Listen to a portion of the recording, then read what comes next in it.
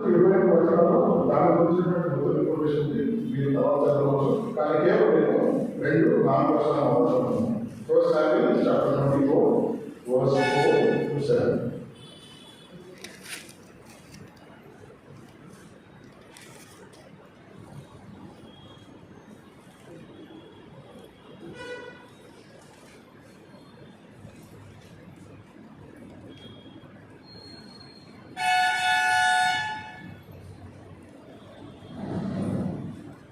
దావీదు జనులు ఇదిగో నీ దృష్టికి ఏది మంచిదో అది నీవు అతనికి చేయనాడు, నీ శత్రువుని నీ చేతికి అప్పగించునని యెహోవా నీతో చెప్పిన దినం వచ్చినని అతనికి అనగా, దావీదు లేచి వచ్చి సౌలుకు తెలియకుండా అతని పై వస్త్రం చేతుల్లో పోసాడు. ఇక్కడ గమనించినట్లయితే అక్కడ ఉన్నటువంటి ప్రజలు అతన్ని ఎంకరేజ్ చేస్తున్నారు, అతని ప్రాణాన్ని అప్పగించాలని ఎంకరేజ్ చేస్తున్నారు. సాధారణంగా మనము మన స్నేహితులతో ఉన్నప్పుడు ఏదైనా పరిస్థితి ఉన్నప్పుడు వాళ్ళు ఎంకరేజ్ చేస్తున్న దాన్ని ఒక అవకాశంగా తీసుకొని ఇంకా ఒక స్టెప్ ముందుకెళ్ళి మనం ప్రయత్నం చేస్తాం. కానీ అట్లాంటి పరిస్థితుల్లో కూడా ఇంకా తెలుగులో ఒక మంచి పదాలు ఉపయోగిస్తారు, స్థితి ప్రయత్నం. అంటే ఎటువంటి స్థితిలో అయినా కూడా తొలగకుండా వెళ్ళకుండా మనసు స్థితి ప్రయత్నం అంటారు. అంటే ఇక్కడ ఇతను చంపేటువంటి అందరూ చాలా ఇంట్రెస్ట్ చూస్తాను మనసులో. అక్కడ చంపడే ఒక అవకాశం దొరుకుతుంది. వెనుక ఉన్నవాళ్ళు కూడా చేస్తే కరెక్టే అని యెహోవా అభివృద్ధిస్తున్నాడు ఒక వాక్యాన్ని అక్కడ ఉపయోగిస్తున్నారు. కానీ ఇతను ఏం చేస్తున్నారంటే అతను చంపడం అంటున్నాడు. దాని తర్వాత వాక్యాలు చూస్తే యెహోవా అభిషేకించినటువంటి వాళ్ళ మీద నాకు చేయి పడకూడదు, నేను చంపడమైనట్టుగా పదార్థాలు ఉపయోగించినట్టుగా మనం గమనిస్తాం. అయితే ఇక్కడ ఒక చిన్న విషయాన్ని అతను చేస్తాడు. అతను చెప్పకుండా అతను వదిలేస్తూ అతని యొక్క వస్త్రం యొక్క చేతుని పోసినట్టుగా మనం గమనిస్తాం. ఇంగ్లీష్లో అయితే the him of the him అని రాస్తున్నారు. అంటే హెమ్ ఆఫ్ రోడ్ అనేటువంటి ఇంగ్లీష్లో యూజ్ చేసినట్టు గమనిస్తాం. హెమ్మింగ్ అంటే మనకు చాలా తెలుస్తుంది, చివరి రాష్ట్రాలు హెమ్మింగ్ అని పిలుస్తున్నాం. అంటే ఇప్పుడు మీరు షాపింగ్ చేయాలనుకోండి, అంచు ఎంత బాగా ఉంటే అంత కాస్ట్లీగా ఉంటుంది, అంటే ఎంత రెగ్యులేట్గా ఉంటే అంత కాస్ట్లీగా ఉంటుంది. అంటే ఆ హెమ్ అనేది అంచు అనేది దేనికి సాదృశ్యంగా ఉందంటే ఒక అధికారానికి ఒక దర్పానికి సాదృశ్యంగా ఉండడం మనం గమనించాం. ఇక్కడ ఏం చేస్తున్నారంటే సౌలుకి అదే పరిస్థితిలో ఉంటే సౌలు దావీదు మీద పడి అతను అన్ని మొత్తం ఉంచుకోవచ్చు. అతను ఏమి చెప్పకుండా కేవలం అన్ని మాత్రం ఉంచుకునే ప్రయత్నం చేయవచ్చాను. కానీ అతనికి తెలియకుండా సౌలుకు తెలియకుండా ఆ వస్త్రం మనుషులు మాత్రమే పోసినట్టు మనం గమనిస్తాం. దీంట్లో ఏ సంఖ్యను మనం గ్రహించడం పరిశీలిస్తాం. అంటే ఆ అధికారం అంతా కూడా ఆ కోర్టులో ఉంది, దాని యొక్క ధర్మం అంతా కూడా దాని బాడీలోనే ఉంది. అంటే ఎంత మంది అనుకున్నట్టుగా ఆ డిజైన్ ఎంత ఉంటే ఎంతమంది డిజైన్ ఉంటే అంత ఎక్కువ కాస్ట్ పే చేస్తారు. అంచు ఎంత బాగా ఉంటే అంత కాస్ట్ పెట్టి మనం కొనుక్కుంటాం. ఇదే చిన్న మంత్రమే వస్తున్నాడు. పోయడం ద్వారా మళ్ళీ దూరంగా వెళ్ళిన తర్వాత సౌలు చెప్తున్నాడు, నీ అంచు మాత్రం పోసాను, నేను చంపేటప్పుడు అధికారులు ఉన్నప్పుడు అవకాశం ఉంటే నేను చంపేటటువంటి ఒక విషయాన్ని అక్కడ బోధిస్తున్నట్టు మనం గమనిస్తాం. దీనివల్ల మనం గ్రహించాల్సింది ఏంటంటే దావీదు సౌలు ఒక విషయాన్ని తెలియపరచాల్సింది ఏంటంటే, నీ అధికారాన్ని తీసుకునే అవకాశము నా చేతిలో ఉంది, కానీ నీ అధికారాన్ని నేను తీసుకోవడం లేదు. ఒక చిన్న ఇక్కడ మాత్రమే తీస్తాను. అంటే ఏంటంటే నాకు అవకాశం ఉంది, కానీ నేను దాన్ని దుర్వినియోగం చేసుకోలేదు అనేటువంటి విషయాన్ని అక్కడ దావీదుకి ఇంటర్నెట్గా తెలియజేస్తున్నాను. సో ఇదే విధంగా మనం ఇంకొక విషయాన్ని మనం గమనిస్తేంటే మొదటి సమయంలో 26వ అధ్యాయం 8 నుంచి 12 వచనం. First Samuel chapter 26 verse 8-12.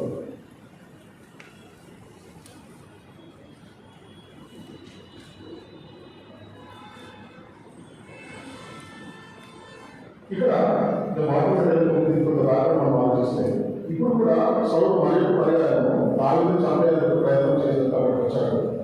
ఆ రాత్రి అయిపోయింది, వీళ్ళందరూ రెస్ట్ తీసుకుంటున్నటువంటి పరిస్థితి. అంటే సౌలు అతని బాడీ గార్డ్స్ అక్కడ ఉన్న సైన్యం అక్కడ రెస్ట్ తీసుకుంటున్న పరిస్థితి.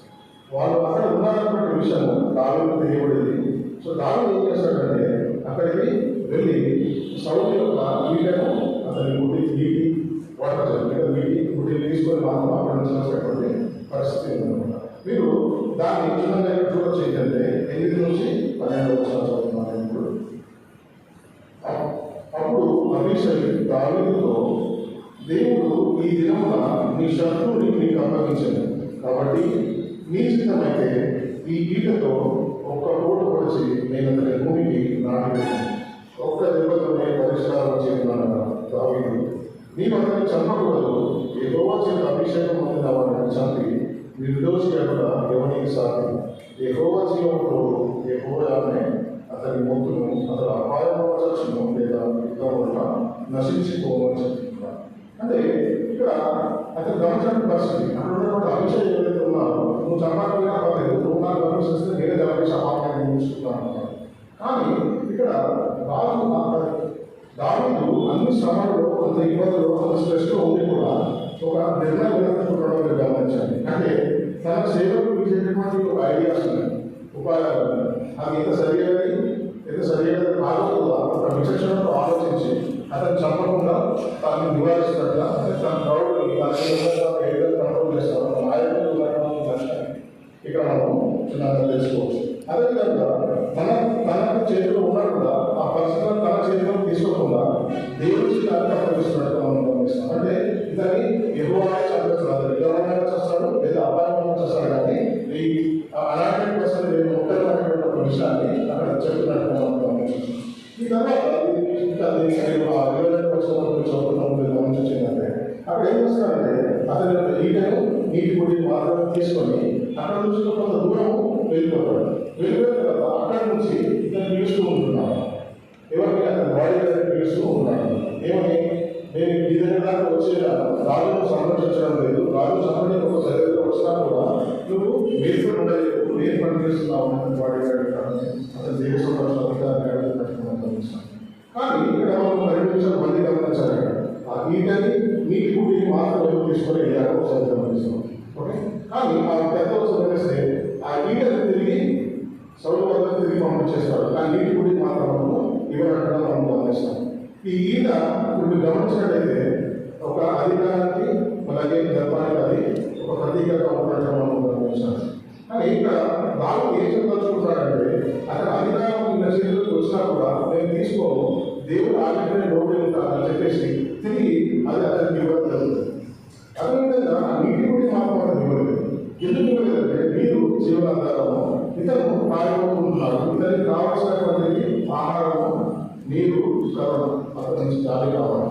అంటే బాగా నేను నీకు అధికారం నీకు ఇస్తున్నాను, కానీ నాకు కావాల్సినటువంటి ఒక చిన్నది ఇది నాకు ఇచ్చేయాలని ఒక దృష్టాంతాన్ని ఇక్కడ చూపిస్తున్నట్టుగా మన వాక్యంలో గమనించాలి.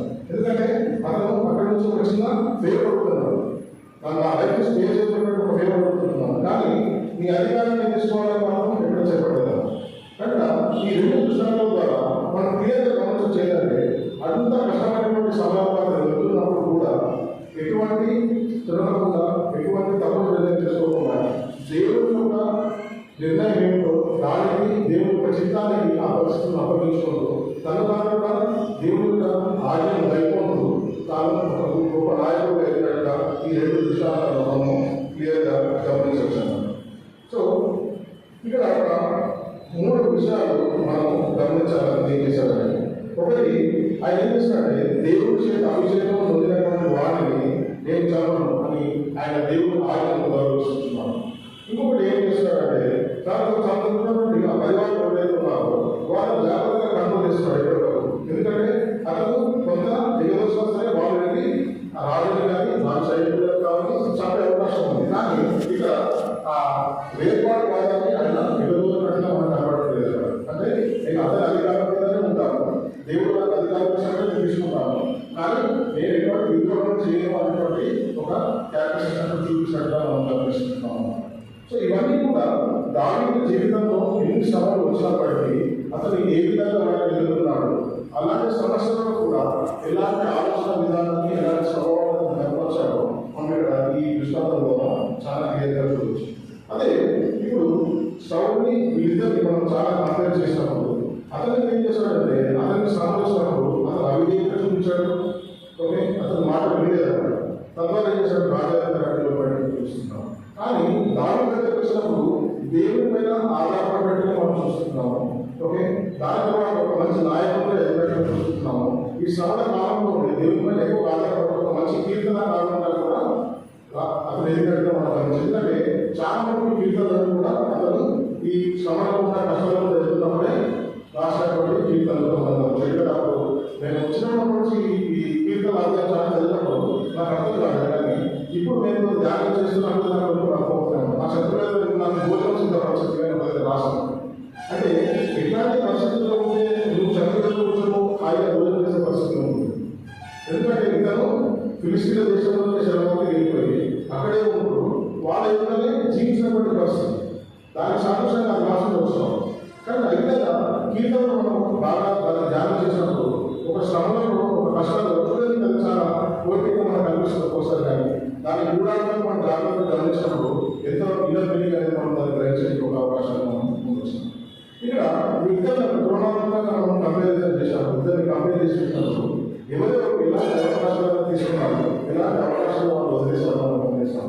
ఇక్కడ దావీదు మనం ఎప్పుడైతే దేవుడికి కావాల్సినటువంటి ఆఫర్స్ మనం వదులుతాం. ఇలాంటి ఆఫర్స్ మనం ఎన్నుకుంటామో దాన్ని బట్టి మనం ఏ విధంగా ఏమేమి ప్రయత్నం చేస్తున్నామో మన ప్రయాణం ఏమేమి సాగుతుందనేది మన గమ్యం నిర్మించబడుతుంది గమనిస్తాం. ఇక్కడ దావీదు విశ్వాసాన్ని ఎన్నుకుంటే సౌలు తిరుగుబాటు ఎన్నుకున్నట్టు మనం గమనిస్తాం. అదేవిధంగా దావీదును వినయాన్ని ఎన్నుకున్నాడు.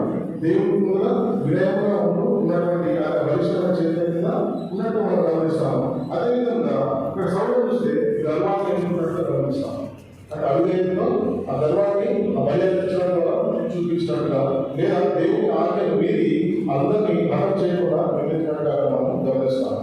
అదేవిధంగా ఈ కంపారిజన్లో మనం గమనిస్తుందంటే దావీదు అందరి ముందున్నటువంటి వ్యక్తిత్వం కంటే ఈ సమయంలో బయటపడిన తర్వాత ఒక గొప్ప రాజు ఎదిగినట్టుగా మనం గమనించవచ్చు. అంటే తనకు ఉన్నదాన్ని తనకు ఇలా తన పరివారాన్ని సమకూర్చుకోవాలి, వాళ్ళని ఏ విధంగా జాగ్రత్తగా గమనించాలి, మనం ఏ విధంగా కంట్రోల్ చేయాలి, వేరే రాజులతో ఇలాంటి సంబంధ బాంధవ్యాలను జరపకపోతే ఒక శత్రువుతో కూడా ఎలా కలిసి ఉండవచ్చు.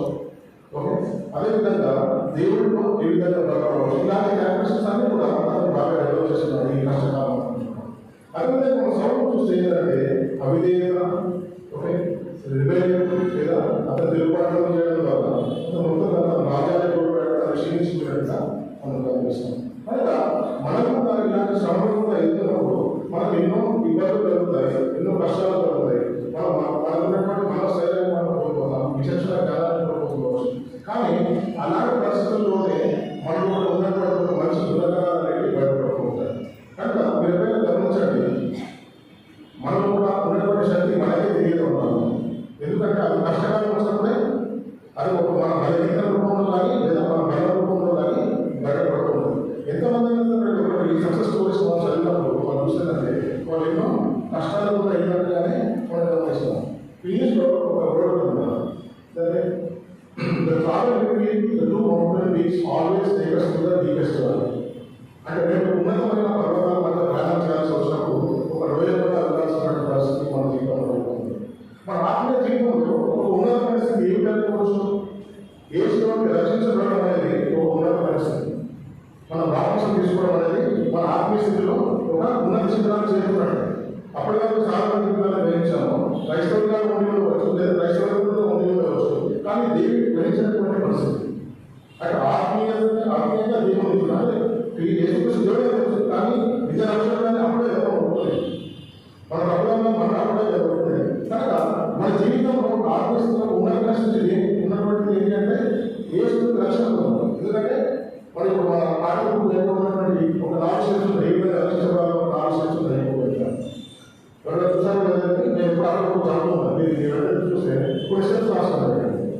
సో ఇవన్నీ కూడా ఒక ఉన్నతమైన స్థితి. మన జీవితంలో క్రీస్తు సువార్త వినాలి లేదా దేవుడి కుమారుని విశ్వసించాలి మనం స్టెప్స్ రాస్తాం. అంటే ఇవన్నీ కూడా మైల్ స్టోన్స్ అన్నమాట. ఈ మైల్ స్టోన్స్ లో 2 పీక్స్ అంటే ఉన్నతమైన స్థితి ఏంటి? ఒకటి మనం రక్షించబడడం, 2 పరలోక రాజ్యాన్ని సంపాదించుకోవడం. కనుక ఈ 2 ఉన్నత పర్వత స్థితిలో నుంచి ఒక పర్వతం నుంచి మనం రక్షించబడి ఉండవచ్చు. ఈ స్థితిలో నుంచి ఆ నిత్య జీవితంకి వెళ్ళాలంటే ఒక రోజు కూడా వెళ్ళాల్సినటువంటి పరిస్థితి. ఈ రోజే ఈ జీవిత యాత్ర. ఈ జీవిత యాత్రలో మనకి ఎన్నో సమస్యలు ఉండవచ్చు, ఎన్నో ఇబ్బందులు కలగవచ్చు, లేదా పరిస్థితులు కారణాలు కావచ్చు, లేని స్థితి ఉన్న స్థితి కావచ్చు, లేదా ఉన్న స్థితి నుంచి లేని స్థితికి పోవచ్చు. కొంతమంది లేని స్థితి ఉన్న స్థితికి వచ్చి పడిపోతారు, కొంతమంది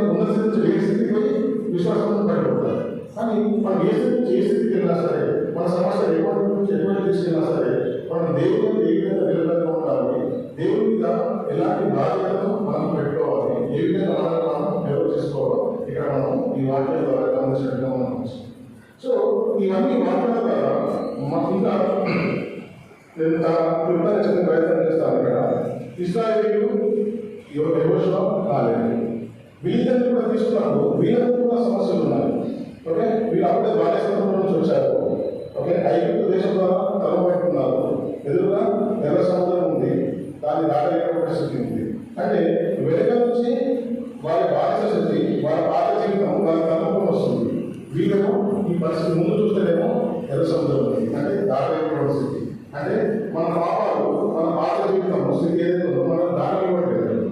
కానీ అలాంటి సమయంలో దేవుడి మీద ఆధారపడ్డారు.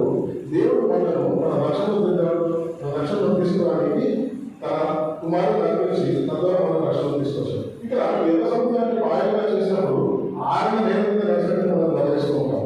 ఈ ఆజ్ఞ అనేది దేవుడు సాదృశ్యం ఒకసారి బాగా ఆలోచిస్తే ఏంటంటే, నేను ఎందుకు ఆజ్ఞ అనేది నడుచుకుంటాను, కొన్ని పశ్చిమ నివేదిక నడుచుకుంటే కదా ఆలోచించాను. అంటే పశ్చిమ నివేదిక నడుచుకుంటే అనుకోండి, కొంత మార్గం పడుతుంది, మన కాళ్ళ కొంత అర్థం ఉంటుంది. అంటే దేవుడు ఏం చేస్తాడంటే మన పాత జీవితాన్ని మన నుంచి దూరపరిచి అది ఎటువంటి ప్లేసెస్లో మనకి ఉండడం కూడా ఆ కొత్త జీవితంలో అడుగుపడేటువంటి అవకాశాన్ని కల్పిస్తున్నాను. అన్ని గొప్ప విషయాలు ఐదు దేశంలో చూసి కూడా వీళ్ళు ఒక అరణ్య వాళ్ళ కష్టాలు అనుభవించినప్పుడు వాళ్ళు ఏం చేస్తారంటే దేవుడి మీద దూరుతున్నారు, చదువుతున్నారు, మోసే మీద చదువుతున్నారు, దేవుడికి అవిశ్వాసాన్ని చూపిస్తున్నారు. అంటే వాళ్ళ విశ్వాసాన్ని బయటపడాల్సిన కావాల్సినటువంటి అద్భుతమైన చూశారు వాళ్ళు. కానీ ఇక్కడికి వచ్చేసి మాత్రం వాళ్ళు అవన్నీ మర్చిపోతున్నారు. మనం కూడా కొన్ని సంవత్సరాల క్రితం చూస్తే మనకు నిరుద్యోగం ఉండవచ్చు, అలాగే స్థితి ఉండవచ్చు, మన స్థాయి దాడులు వచ్చేసి మన వాళ్ళు కృతజ్ఞత కానుక కూడా వేసుకోవచ్చు. ఇప్పుడు కొత్తగా సమస్య వస్తే మళ్ళీ మనం మొదటికి వెళ్తాం, మళ్ళీ మనం కొంత బాధపడతాం, లేదా మళ్ళీ మనం కొంతమంది దగ్గరికి బయలుదేరి ప్రార్థన చేయించుకోండి, లేదా రకరకాల ప్రయత్నాలు మనం చేసుకుంటాం. కనుక బాగున్నటువంటి సమస్యలు ఏంటి అంటే మీరు గమనించినట్టయితే వాళ్ళు అరణ్యాలు అంటే వాళ్ళ కష్టాలు వెళ్తున్నప్పుడు వాళ్ళు విగ్రహారాధన చేశారు, వాళ్ళు వ్యభిచారం చేశారు, వాళ్ళు చదువుకున్నారు, ఇలాంటి తప్పులన్నీ వాళ్ళు చేశారు. ఈరోజు మనం కూడా అలాంటి సమస్యలు కూడా వెళ్తున్నప్పుడు మనం ఏం చేస్తున్నాం, మనం విగ్రహారాధన చేస్తున్నాం చేయలేదు. ఓకే, ఏదైనా సరే దేవుడి కంటే ముఖ్యంగా ఉంటే అది మన విగ్రహం ఉంటుంది. అంటే దేనికైనా మనం ఎక్కువ సమయం స్పెండ్ చేస్తున్నామంటే, దేనికైనా ఎక్కువ విలువ ఇస్తున్నామంటే అది మన విగ్రహం ఉంటుంది. ఆ విగ్రహము ఏదైనా కావచ్చు, ఏదో అలవాటు కావచ్చు, ఏదైనా వ్యాపారాలు కావచ్చు, లేదా వ్యసనాలు కావచ్చు, లేకపోతే ఫేస్బుక్ కావచ్చు, లేకపోతే ఇంటర్నెట్ కావచ్చు, ఇంకేదైనా కావచ్చు. దేన్ని మనం ఎక్కువగా పూజిస్తున్నాం, దేని దగ్గర ఎక్కువ సమయాన్ని స్పెండ్ చేస్తున్నాం. వాళ్ళేమో అక్కడ వ్యవసాయం చేసి అడుగుతా ఉన్నాం. ఈరోజు మనం ఇలాంటి వ్యవసాయాలు చేస్తున్నాం. అంటే ఏకకాలంలో ఒకరికంటే ఎక్కువ మందితో సంబంధాలు కలిగి ఉంటే దాన్ని వ్యవసాయం అంటున్నాం. ఇక్కడ ఏసుకో పాటు సైతాంతో సంబంధాలు కలిగి ఉంటున్నావా, లేదా ఇంకా వేరే వాళ్ళతో సంబంధం కలిగి ఉంటున్నావా? ఒక అలాంటి పరిస్థితిలో ఉంటే మనం కొన్నిసార్లు అటు కాని పరిస్థితిలో ఉంటుంది, దుర్గతిన స్థితిలో ఉన్నటువంటి పరిస్థితిలో ఉంటుంది. అంటే ఏం చేస్తాము, ఇక్కడ దేవుడిని నమ్ముతాము, మళ్ళీ ఏం చేస్తాము, అక్కడ కూడా ఒక పెద్ద టెంపుల్ పెట్టారంట, అక్కడికి వెళ్తే మన సమస్యలు తీరిపోతాయి, మనం చాలా మంది అనుకుంటాం, కష్టంలో పెట్టుకుంటాము. అంటే ఇది ఒక రకమైనటువంటి వ్యభిచారం. అంటే ఇక్కడ దేవుడు ఎదురుగా సంస్కృతి దేవుడు ఎదురుగా పెట్టుకొని ఇంకో దగ్గరికి వెళ్తే అక్కడ బాగుపడతాం, ఏం లేదు అక్కడ. కానీ ఏకకాలంలో కూడా సాధించేస్తాము, సాధారణ సోదరులు కూడా ఉండైపోయి కొంత జీవితాన్ని దాన్ని బాధ్యత ఉంటాం. అంటే ఏ కాలం ఏం చేస్తాం, మనం సాధారణ బాధ్యతగా ఉంటాం, దేవుడు కూడా బాధ్యతగా ఉండవచ్చు. కనుక ఇలాంటి స్థితికి వాళ్ళు వెళ్ళేటప్పుడు వాళ్ళ తప్పులు చేస్తారు. కానీ అదే పరిస్థితుల్లో ఉన్నటువంటి ఎవరు కాలేజీ ఎవరైతే ఉన్నారో వాళ్ళకి కూడా సమస్యలు ఉన్నాయి. ఎట్లాంటి సమస్యలు ఉన్నాయి, ఇస్రాయల్ ఎవరైతే సమస్యలు ఫేస్ చేస్తున్నారో వీళ్ళు అదే సమస్యలు ఫేస్ చేస్తారు. కానీ వీళ్ళ ఆలోచన విధానం వేరు. ఓకే, వాళ్ళందరూ కూడా ఆ కనాన దేశాన్ని వేరు చూసిన తర్వాత వాళ్ళందరూ ఉన్నత దేవుళ్ళను చూసి, ఓకే, ఆ కోట గోడలను చూసి వీళ్ళు బయటపడుతున్నారు. కానీ వీళ్ళు మాత్రం ఏం చేస్తున్నారు, అట్లాంటి సమయాలు కూడా ఇప్పుడు మనం చెబుతాను, మన కాలంలో కలిగింది అనుకోండి, ఆ కాలం ఎవరైనా హెల్తీగా ఉన్న ప్రశ్నలు దిగితే మనం మీరు కాకపోతాం. అది మన బలహీనంగా ఉన్న వ్యక్తి అయితే మనం మనకి ఎక్కడైతే ధైర్యాన్ని వస్తుంది అనమాట. అంటే ఏంటి, అలాంటి ప్రశ్నలు మనం వచ్చినప్పుడు, అలాంటి స్థితిలో మనం వెళ్ళినప్పుడు మనం కూడా భయపడవలసి వస్తుంది. కానీ కాలేబు యెహోషువ ఎవరైతే ఉన్నారో వారు భిన్నంగా ఆలోచిస్తున్నారు. వారు దేవుని పైన ఆధారపడినట్టుగా మనం ఆలోచిస్తున్నారు. కాబట్టి త్వరగా వాళ్ళు ఏం చేస్తారంటే ఈ శ్రమని వాళ్ళు ఎదుర్కొన్నారు. దీని ఫలితాలు ఏంటి? ఎవరైతే ఇశ్రాయేలు దేవుని మాటలు దేవునిపైన విశ్వాసం ఉంచలేదో వారు ఆ అరణ్యంలోనే తిరుగుతూ అరణ్యంలోనే చనిపోయినట్టుగా మనం గమనిస్తాం. ఎవరైతే దేవుని మీద విశ్వాసం ఉంచారో ఆ వాగ్దాన దేశంలో వెళ్ళకుండా నమ్మకం కలిగి ఉన్నారు, దేవుని మీద ఎవరైతే ఆధారపడారో వారి వాగ్దాన దేశంలోకి వెళ్ళినట్టుగా మనం గమనిస్తున్నాం. ఈ విధంగా మనం చూసుకుంటూ పోతే ఇంకా ఎన్నో ఎగ్జాంపుల్స్ మనం చూడవచ్చు. ఇంకొక చిన్న ఎగ్జాంపుల్స్ అండి, దీని ద్వారా మనం ఏం నేర్చుకోవచ్చు అనే శాస్త్రం మనం ప్రయత్నం చేస్తాం. సినిమాలో ఉన్నటువంటి ఇద్దరు దొంగలైన పరిస్థితులు జాగ్రత్తలు గమనించాలి. వీరికి ఎక్కడ సమయం, వీరికి ఎక్కడ అర్థంగా ఉంది అనుకోవచ్చు. ఓకే, అక్కడ ఉన్నటువంటి ఆ 3 గంటల కాలాన్ని చాలా సుజాగ్రత్తగా ఆలోచించాలి. వీళ్ళందరినీ యేసు ప్రభువుతో పాటుగా తీసుకుని వెళ్ళారు. అక్కడ సిలువ వేసుకునే పరిస్థితి. వీళ్ళకున్నటువంటి సమయం ఏమిటి అంటే అప్పటిదాకా వాళ్ళు దొంగలు కాదు, దొరికాక దొంగలు అంటే అప్పటిదాకా సంఘంలో వాళ్ళ ఏదైనా మర్యాద ఉండొచ్చు, లేకపోతే వాళ్ళ దొంగలు ఎవరు తెలియకపోవచ్చు, సాధారణ స్థితిలో ఉన్నారు. కానీ ఇప్పుడు అందరికీ ఒక రకమైన అవమానాన్ని పంపుకొనిస్తున్నాం. అంటే వీడు దొంగ అనేటువంటి హృదయాన్ని అక్కడ లేదు. కానీ ఇది ఒక రకమైనటువంటి అవమానం అందరి కూడా జరుగుతుంది. రెండోది ఏంటంటే ఆ శారీరకమైనటువంటి శ్రమ. అంటే వీళ్ళు కూడా యేసుతో కూడా సిలువ వేయబడినటువంటి వాళ్ళు. అంటే మనం ఉంచండి, మన కాలు ముందు చూడడం మనకి ఇబ్బంది అనిపిస్తే అక్కడ కాళ్ళు చేతులు వేయకపోయి అక్కడ వేలాడిస్తే ఆ బాడీ వేయకుండా మన నాలుగు సిలువ అంటే మనకి ఎంత ఇబ్బంది జరుగుతుందో ఒకసారి ఆలోచించాలి. అంటే వాళ్ళు కూడా ఒక శ్రమ కూడా వెళ్తున్నటువంటి పరిస్థితి. ఇంకొక మూడవ విషయం మనం గమనించాల్సింది ఏంటంటే ఇంతటి విషయంలో కూడా ఇంకా వాళ్ళకి ఒక అనుభవం ఉందంటే కొద్దిసేపు ఎక్కడ చనిపోతాను, మనమే కొద్దిసేపు ఎక్కువ చనిపోతామని ఒక విషయం ఉందనుకోండి. ఎవరైనా మనం చూస్తున్నాం, అక్కడ రోడ్డు మీద నాగేట మనం ఎంతో చూస్తున్నాం. ఒక వ్యక్తి ఆ చివరి విషయంలో ఏం చేస్తాడు? ఎవరైనా చూసి ఆ యాక్సిడెంట్ చూసుంటే మన లాస్ట్ చివరి విషయంలో ఏం చేస్తారు? వాళ్ళ స్కూల్ ఉంటుంది కొన్నిసార్లు, లేదా దాహం అడుగుతుంటారు, లేకపోతే దాన్ని హాస్పిటల్స్ కూడా చెప్తున్నారు. కానీ దాన్ని రక్షించాలని లేకపోతే రక్షించకుండా రక్షణ పొందాలని ఆలోచిస్తారా? ఇట్లా పరిస్థితులు ఎవరు ఆలోచించారు. కానీ ఈ దొరికినటువంటి ఈ 2 గంటల సమయం కావచ్చు, ఆ 3 గంటల సమయం కావచ్చు, ఒక దొంగ దేంట్లో ఉపయోగిస్తున్నాడు. ఓకే, ఆ దొంగ కష్టపడినటువంటి దొంగ ఎవరైతే ఉన్నారో అతను యేసు యొక్క నిర్దోషత్వాన్ని అక్కడ ఒప్పుకుంటున్నాడు. అందరూ దూషిస్తుంటే ఈయన నిజమైన రక్షకుడు, ఈయన ఎటువంటి తప్పు చేయలేదు అని ఈయన ఆయన గురించి టెస్టిమోనీ ఇస్తున్నటువంటి గమనిస్తాం. మనం సమయం చేస్తాం, రక్షించబడతామే ఉంటాయి, ఈయన ఏం తప్పు లేదని చెప్పాల్సిన అవసరం లేదు.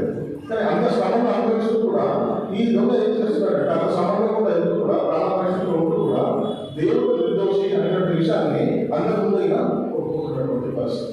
అదేవిధంగా ఆయన రక్షకుడు అని గ్రహించాడు. అటువంటి పరిస్థితుల్లో కూడా ఆయన రక్షకుడు అని ఈయన గ్రహించాడు. అదేవిధంగా నేను చేసిన తప్పులకి నాకు ప్రతిఫలం పొందుతున్నానని ఆయన గ్రహిస్తున్నాడు, ఒప్పుకుంటున్నాడు. తత్వాలు ఏం చేస్తాడంటే దేవా నీ వీలైతే నాకు రక్షణ కల్పించు, నన్ను రక్షించు అని ఆయన ఒప్పుకుంటున్నటువంటి పరిస్థితి. అదే ఆయన పట్టుదల ఉన్నారు, అలాంటి పరిస్థితుల్లో కూడా ఆయన వెళ్తున్నాడు. కానీ ఈ పరిస్థితిని ఆయన దేనితో ఉపయోగించుకుంటున్నాడు? అక్కడ ఉన్న అందరితో పాటుగా యేసుని దూషిస్తున్నాడు, యేసుని ఆకర్షిస్తున్నట్టు మనం గమనిస్తాం. కనుక ఈయన చేశారు అంటే ఆ పరిస్థితిని ఒక విధంగా సరైన విధంగా ఉపయోగించుకొని ఆయన రక్షణ పొందినట్టుగా గమనిస్తే అదే పరిస్థితిని ఎగ్జాక్ట్లీ అంతే అమౌంట్ టైంని ఈయన దుర్వినియోగపరచుకొని ఈయన నశించిపోయినట్టుగా మనం గమనిస్తాం.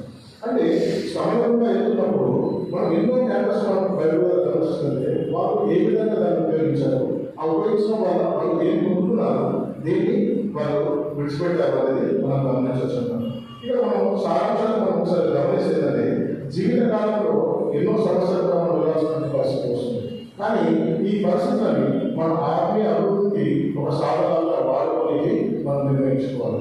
దీంట్లో కూడా నేను ఏ విధంగా ఆత్మీయంగా బలపడతాము అని మనం గ్రహించే ప్రయత్నం చేయాలి. ఎంతో అనిశ్చితమైనటువంటి కాలం, అంటే ఏం జరుగుతుందో మనకు తెలియదు. సార్ సడన్గా ఉద్యోగాలకి ఇప్పుడు ఉంటాయి, ఏ నిరుద్యోగ పరిస్థితి వస్తుంది, ఇప్పుడు ఉన్నటువంటి మంచి పరిస్థితి నుంచి అనిశ్చిత కాలంలో వెళ్తాం. కానీ మనం ఏం చేయాలంటే దేవుడి పైనటువంటి నమ్మకాన్ని ఉపయోగించుకోవాలి. అలాంటి సమయంలోనే దేవుడి పైన ఎక్కువ ఆధారపడాలి. దేవుడి యొక్క ఎందుకంటే మనకు ఏం తెలియకపోవచ్చు, మనం భవిష్యత్తు మనకు తెలియదు కానీ అన్నీ తెలిసిన దేవుడితో తప్పించుకుంటే ఏమిటి అని కష్టం.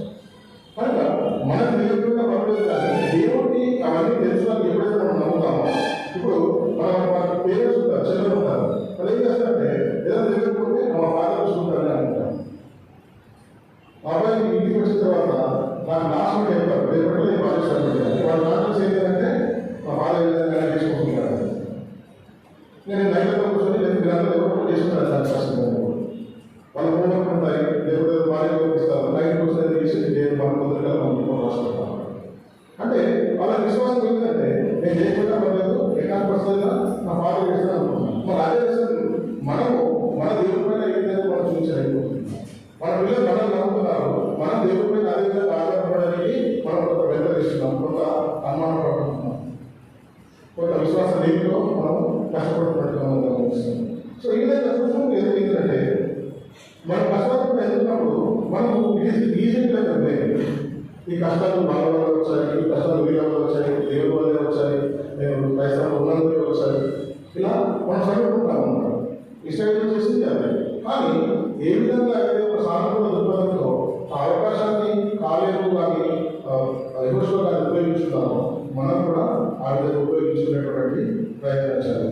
సమస్యలన్నింటినీ మనం భయపడకుండా దేవుడి తోడ్పాటుతో వాటిని ఏదైనా అధిగమించగలుగుతామో దాన్ని మనం గ్రహించుకునే ప్రయత్నం చేయాలి.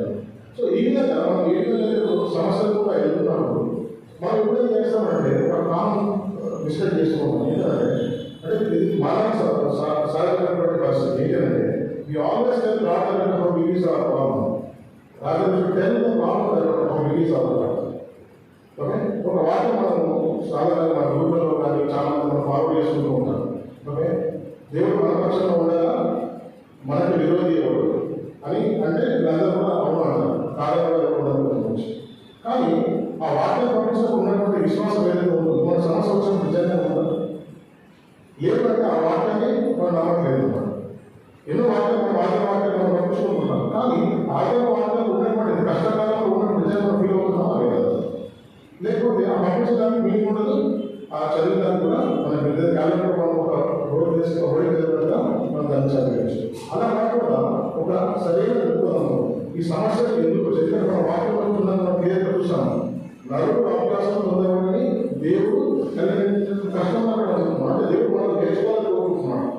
ఆ నేర్చుకొని ఆ కష్టాల నుంచి బయటపడాలని మనం ఎక్స్పెక్ట్ చేస్తాం. కానీ మనం అందరూ ఉంచాలని ఉద్దేశం దేవుడికి లేదంటే మనం గమనిస్తున్నాం. కనుక మన బాధ్యత ఏంటంటే ఇలాంటి పరిస్థితుల నుంచి మనం ఇలాంటి విషయాలు మనం నేర్చుకొని దాని నుంచి దేవుడి మీద ఆధారపడుతూ దేవుడి మీద విశ్వాసాన్ని పెంపొందించుకుంటూ దాని నుంచి బయటపడేటువంటి పరిస్థితులు మనం చేయాలి. బయట వచ్చిన 2 ఎగ్జాంపుల్స్ మనం వేరే గమనిస్తే ఏంటంటే దావీదు గొలియాతుతో యుద్ధానికి వెళ్తున్నట్టుగా ఆలోచిస్తాడు. అప్పుడు ఆ ఉదయించిన పదార్థాలు గమనించుకోండి. నీవు తిరస్కరించినటువంటి ఇశ్రాయేలు దేవుడి నామమున నేను నీ మీదకి యుద్ధానికి వస్తున్నాను అంటే ఈయన చూస్తే బాలుగా ఉన్నాడు, ఆయన చూస్తే 600 దాడి హైట్తో ఉన్నాడు. అందులో వ్యక్తి మీద యుద్ధానికి పోతాడు, ఇంతకుముందు ఎప్పుడు యుద్ధం చేయలేదు. కానీ ఈయన విశ్వాసం ఏంటంటే నా దేవుడు నీకంటే గొప్పవాడు అనేటువంటి ఒక గొప్ప విశ్వాసాన్ని కనపరుస్తున్నాడు. శత్రువు విషయాలు అభివృద్ధి గమనించినటువంటి అభివృద్ధి వేయగల ముందు మీ భాగం నుంచి శత్రువు విషయాలు అభివృద్ధి అంటే దెబ్బతిద్దడం కాబట్టి గౌరవం అంటే ఇప్పుడు ఉన్నటువంటి ఇలాంటి ఉన్నటువంటి పరిస్థితి అంటే అప్పట్లో ఆయన అన్ని అన్ని రాజ్యాలు పరిస్థితి అలాంటి వ్యక్తి ముందు నిలబడి ఒక చక్రవర్తి ముందు నిలబడి వీళ్ళు అందరూ ఛాలెంజ్ చేస్తున్నారు. ఏమని ఛాలెంజ్ చేస్తున్నారు? They are not telling the problem to God, they are telling the problem who is our God. ఏమంటున్నారు? నేను రక్షించడానికి నా దేవుడు సమర్థంగా చెప్తున్నాను. ఈరోజు మనం అలాంటి ఆలోచన అలాంటి వ్యక్తిత్వం అలాంటి దృక్పథం మనం కలిగి ఉన్న అవసరం ఆలోచించుకోవాలి.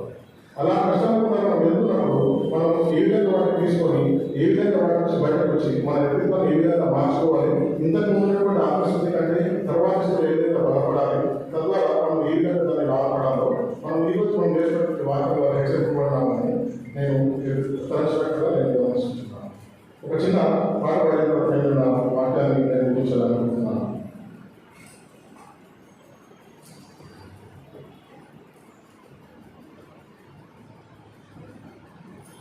కొండంతా దేవుడు పండగాని కొండగా గుండెల్లో సుడి